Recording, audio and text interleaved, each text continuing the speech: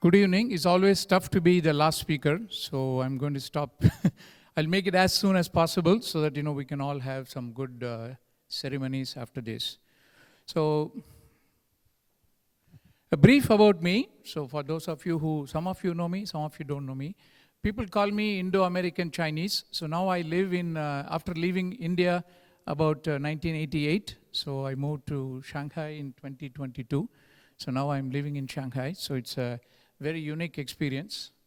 I also became from an industrial designer, having designed some 600 products. I have now become more and more teaching to tell people what to design or what not to design.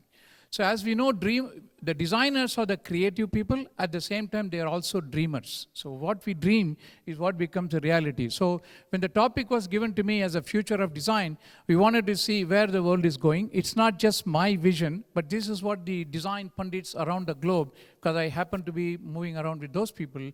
So they are talking about what can happen in the world.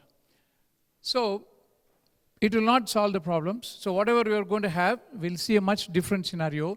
People are really going to blend ethics, ecology, and emotion. These three E's are very, very important. So we are going to be really moving in that direction.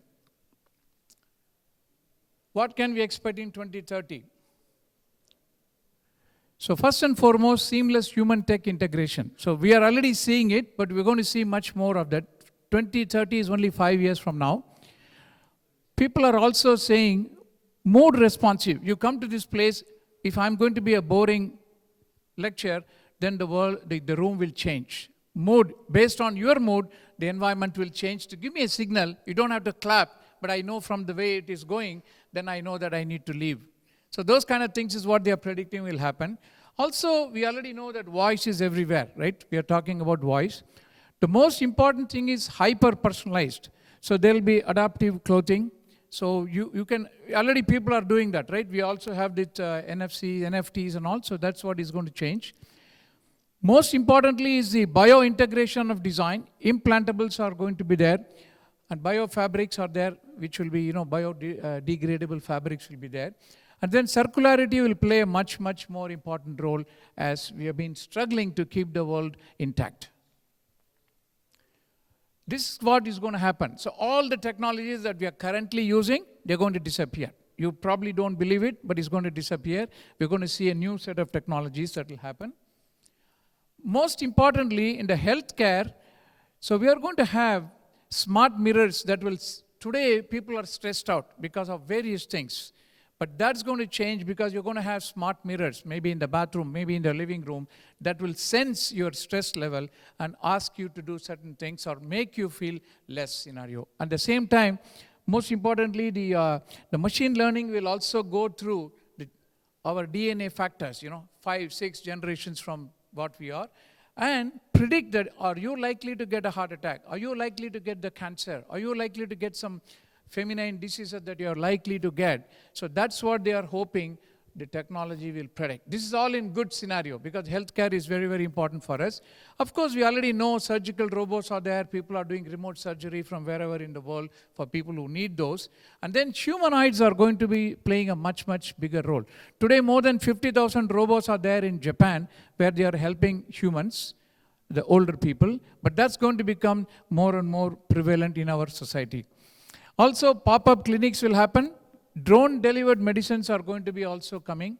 As if that there is very less traffic, we'll see the traffic above us also in the future. Wearables and implant, 3D printed organs are already there. I don't have to go back. Urbanism, this is what I want to spend a few seconds.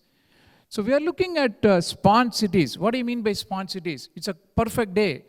In a day like this, where it's a deluge, in a city like Mumbai, they are actually trying to build the pathways as well as the roofs that will absorb water. That's what they call as sponge cities. Technologies are there, especially now in China. You see some technologies that are going to help you do that. And also dynamic zooming and auto pedestrians. So which means if there are more pedestrians, suddenly one lane will disappear and you have to really give way to people who are coming. Also the bicyclist. Mobility as a service is also going to become something. And AR avatars are also going to be coming. I'm going to be quick because I can all read because I have a timer which has been reduced to half. And then citizen audit for public, which is very important for growing economies like in India, because today there is a welfare plan announced by the government somewhere in the country, but the citizens don't have any idea what's happening. You allocate, 1,000 crores, but you don't know where the 1,000 crores went. But in the future, the technology will help the citizens to do the audit. Therefore, there is a voice for us to go and say what's going to happen. And then slower social media. So slower social media is something that, I was listening to Ms. Pannu saying that, she deleted all the social media apps from her phone so that she reduces her time. Today, the social media takes a lot of our time, but this is something that they are saying, deliberately the technology will not feed. Today, the role is to feed more and more and more to make you, suddenly there is a tick. If I don't say quickly, oh, I saw that you already read it, the blue tick is there, why have you not responded? That will not be the case in the future because they want you to reduce that thing. And the most important challenge for all of us out here is, who's going to own the data? Are there going to be any kind of ethical issues that will happen? Because we really do not know who is going to own the data, whether corporates making more money or the governments will own the data. Depends on the political side of it, so we don't know that about. And then, is it going to deepen the inequality? Already AI is being blamed that they are using AI and face recognition to discriminate, societies which is what Trump is doing already, so which I know from fact that I live there. And then will privacy become a luxury? Which means, you can get privacy, but you need to be a billionaire to be able to get. You should be an Elon Musk to be able to get privacy. Your data will be, covered by such technology. So those are some of the perils of super automation or super design scenario. So the future way of living, we all know quantum computing is there. Metaverse is getting old. AR is in our lives today. AI is there, robotics and personal scenarios are going to come. These technologies are already prevailing. This is nothing new. It's not 2030, it's already here, but it will become more worse as we go in 2015. So drone delivery in Sweden already is there. You'll see that in the next few slides. Our typical day, we will be having coffee on a 3D dissolvable cup, and then self-adjusting posture. We have been sitting since morning, so you'll have a feeling, already a little bit stress on your back. But if you have those futuristic chairs, that will actually help you relieve your pain because it's going to self-adjust. Everybody is different, so it will self-adjust to the chairs. AI control traffic system. People will tell you quickly, don't go now because today we are using Google Map, but it will be more intuitive. You will get in your ears saying that don't go now. And then the AR glasses are going to give you the weather and AQI and all those things will happen in the future. So let's look at what is so good about the urban life and what is not so good about the urban life. Good is that, we all live in a small community, togetherness, you can go, commute, and then you can have entertainments, you can have everything together, no more traffic jams. But the bad part is, it's going to cost you a bomb. Literally, it's going to cost, infrastructure costs are going to skyrocket, and we are not being able to do that. And there will be a lot of disparity between a city which is able to afford these kind of luxuries to the other city which is not able to give the same kind of thing to their citizens. So that means the people will again leave those cities and go to the cities. That will be one of the problems that we'll have. So these are all already there. So I'm just going to quickly go. So the no more tracks will be there on the road. This already we see in China. There's no more roads. It will just use like a bus lane. The automatic cars will go. The trains will go in those tracks. Similarly, this is already a reality.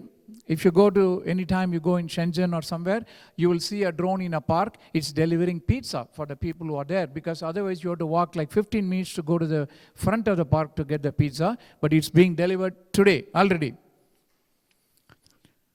And then this is another thing that is already you can see in Suzhou and Shenzhen and other cities, the vertical takeoff and landing. So it's a small air taxi, 3 or 4 people can go up and come into nearby. So these are all like usually all powered by electricity and you can only go like maybe 30, 40 minutes. It's not a very long journey. So this is what Italdesign did in 2017 along with Airbus. So they have multiple pods which can be attached and then you can take off and then land in a particular place and then you can go to your office. So these are all mobility solutions. I'm going to skip this. This is a project we did in Tongji. So this is actually it's like an auto which will go and charge itself. So since time is not there. And all of us as designers, we also have to be worried about universal design. People who are differently able. Don't think of always saying that, we are normal people, we have legs and arms. But look at people who are differently able. We also have to think about it. Again, this is another example of how you can help them, people who are coming in the wheelchair and stuff like that. And then, of course, the famous bike is always there. So we start using more and more. So environment protection, again, this is happening in some parts of the world. The cleaning is already, robots are there. And then we are looking at how to use AI in our scenario. Communication, this is what people will not believe. We did not know that WhatsApp is existing or WeChat is existing or whatever. These are all super apps. With that app, we don't really need to do anything. You can pay, you can do all kinds of services with your mobile phone. But they are saying in the future, we can communicate by thoughts. Today, only romance is happening. I look at the girl and say, not bad, and then she looks at me and say yeah, not bad. But now, even normal financial transactions, even normal business transactions can happen through only thoughts. That's what people are predicting.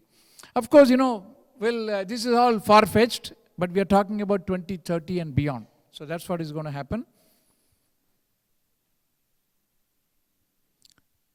Education. People need not go to the school to educate themselves. It can all be done in your own sweet home. Of course, social interaction is going to be different, but this is what they are saying, that you could use the heavy use of technology to get educated for people who cannot come to your place. You want to go to Stanford, from Mumbai you can attend those classes. Today it's possible online, but this will be even much more immersive is the key word out here.